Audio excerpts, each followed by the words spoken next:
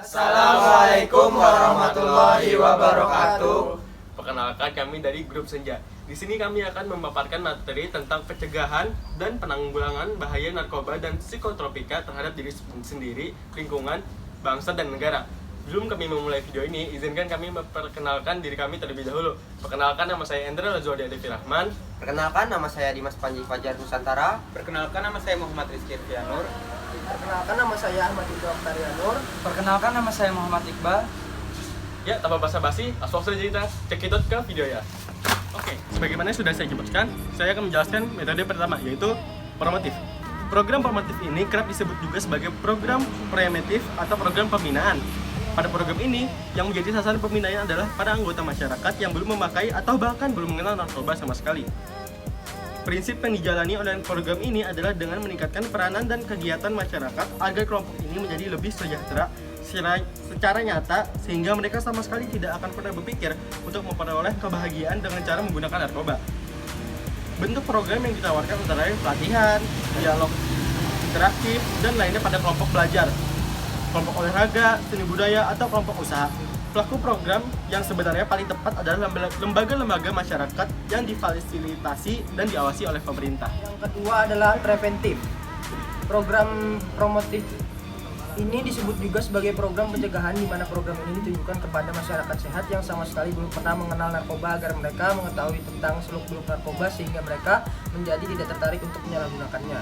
Program ini selain dilakukan oleh pemerintah juga sangat efektif apabila dibantu oleh sebuah instansi dan institusi lain termasuk lembaga-lembaga profesional terkait, lembaga swadaya masyarakat, perkumpulan organisasi masyarakat dan lainnya.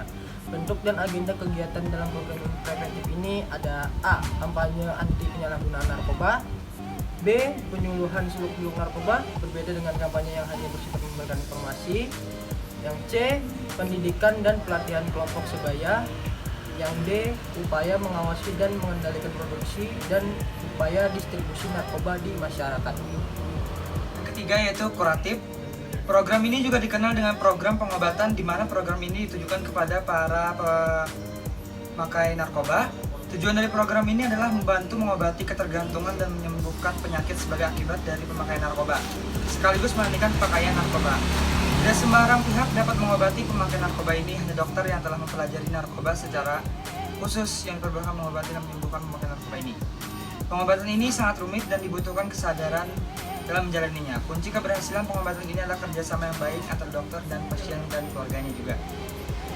Nah, bentuk kegiatan yang dilakukan dalam program pengobatan ini adalah yang pertama yaitu penghentian secara langsung. Yang kedua, pengobatan gangguan kesehatan akibat dari penghentian dan pemakaian narkoba atau detoksifikasi. C. Pengobatan terhadap kerusakan organ tubuh akibat pemakaian narkoba. Yang D. Pengobatan terhadap penyakit lain yang dapat masuk bersama narkoba seperti HIV atau AIDS, hepatitis B atau C, sifilis, dan lainnya. Selain itu, ancaman penyakit lainnya seperti HIV juga ikut mempengaruhi, walaupun bisa sembuh dari ketergantungan narkoba, tapi apabila terjangkit penyakit seperti AIDS, tentu juga tidak dapat dikatakan berhasil. Yang keempat ialah rehabilitatif.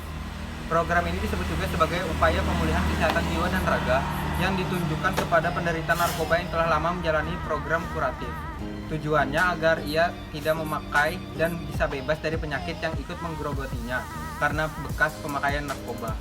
Kerusakan fisik, kerusakan mental, dan penyakit bawaan seperti HIV atau AIDS biasanya ikut menghampiri para pemakai narkoba. Masalah yang paling sering timbul dan sulit sekali untuk dihilangkan adalah mencegah datangnya kembali kambuh setelah penderita menjalani pengobatan. Relapse ini disebabkan oleh keinginan kuat akibat salah satu sifat narkoba yang bernama habitual. Cara yang paling efektif untuk menangani hal ini adalah dengan melakukan rehabilitasi secara mental dan fisik. Untuk pemakaian psikotropika biasanya tingkat keberhasilan setelah pengobatan terbilang sering berhasil. Bahkan ada yang bisa sembuh 100%. Lalu yang kelima yaitu represif. Represif merupakan program yang ditujukan untuk menindak para produsen, bandar, pengedar, dan pemakai narkoba secara hukum. Program ini merupakan instansi pemerintah yang berkewajiban mengawasi dan mengendalikan produksi ataupun distribusi narkoba. Selain itu juga berupa penindakan terhadap pemakai yang melanggar undang-undang tentang narkoba. Instansi yang terkait dengan program ini antara lain polisi, Departemen Kesehatan, Balai Pengawasan Obat dan Makanan atau BPOM, Imigrasi, Bea Cukai, Kejaksaan, Pengadilan. Masalah penyalahgunaan narkoba adalah masalah yang kompleks yang pada umumnya disebabkan oleh 3 faktor, yaitu faktor individu, faktor lingkungan atau sosial, dan faktor ketersediaan. Menunjukkan bahwa pencegahan penyalahgunaan narkoba yang efektif memerlukan pendekatan secara terpadu dan komprehensif. Pendekatan apapun yang dilakukan tanpa mempertimbangkan ketiga faktor tersebut akan mubazir.